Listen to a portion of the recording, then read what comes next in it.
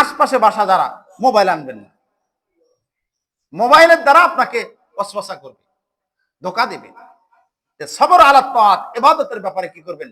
সবর করবেন, ধৈর্য ধরে ইবাদত করার চেষ্টা করবেন। রুকুগুলো বহু মানুষ, সময় নেই, আর 1-1.5 মিনিট সময় আছে।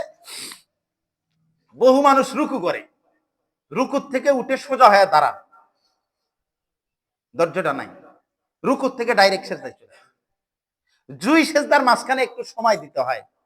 দুই সেজদার মাঝখানে বসা, এটাও একটা সময় দেওয়া, এটা ওয়াজিব, কিন্তু নাই। নামাজ কেরাত গুলো, ওয়ারাতিলিল কুরআন তারতিলা, কেরাত গুলো স্পষ্ট ভাবে পড়া, এগুলো ওয়াজিব কাজ, কিন্তু সেগুলো আমাদের মধ্যে নাই।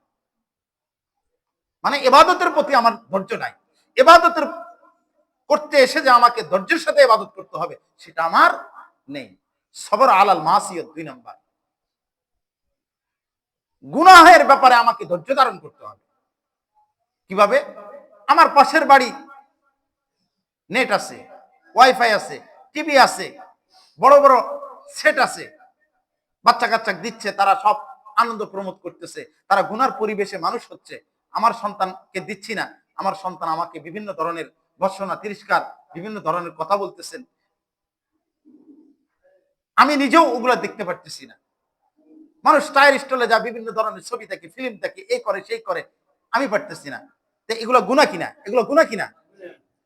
এই গুনার ব্যাপারে আমাকে ধৈর্য ধারণ করতে হবে, যে না, এই আখিরি জামানায় এরকম হবে, কিন্তু আমার গুনার পরিবেশে যাওয়া যাবে না, আমার সন্তানদেরকে গুনার পরিবেশে নেওয়া যাবে না।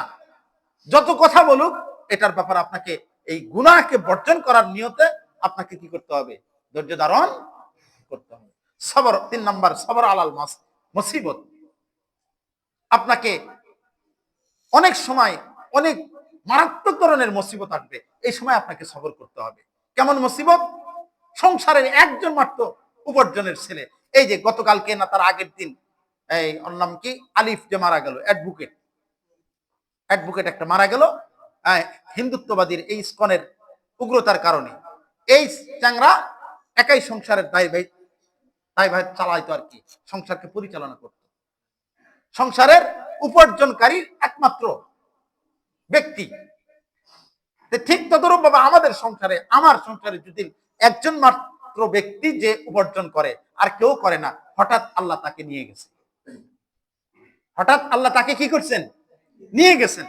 মানে দুনিয়ার থেকে সে চলে গেছেন, অ্যাক্সিডেন্ট করে মারা গেছেন, বা এমনি মারা গেছেন, স্ট্রোক করে মারা গেছেন, বা আপনার 10 বছর 15 বছর হয়ে গেছে, বিবাহ করছেন, সন্তান হয় না।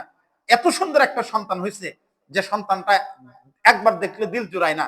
আপনি যেই সন্তানের মায়া মহাব্বতে চাকরি ছাড়ছেন, বিদেশ ছাড়ছেন, সবকিছু ছাড়া সন্তানের কে দেখভাল করতে শুরু করছেন, বাড়িতে আসেন, হঠাৎ করে পানিতে ডুবে বাচ্চাটা মারা গেছে। এটা কি মুসিবত নাকি সুখ? কোনটা বলেন না? মুসিবত না? এই মুসিবতের উপর, এই মুসিবতের উপর সবর করতে হবে, ধৈর্য ধারণ করতে হবে।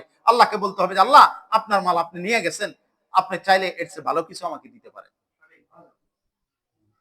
তো মেরে মুহতারাম হাজিরিন, আমাদেরকে এই সূরাতুল আসর থেকে আমরা কি শিক্ষা পাইলাম? 4টা জিনিস নিতে হবে আমাদেরকে।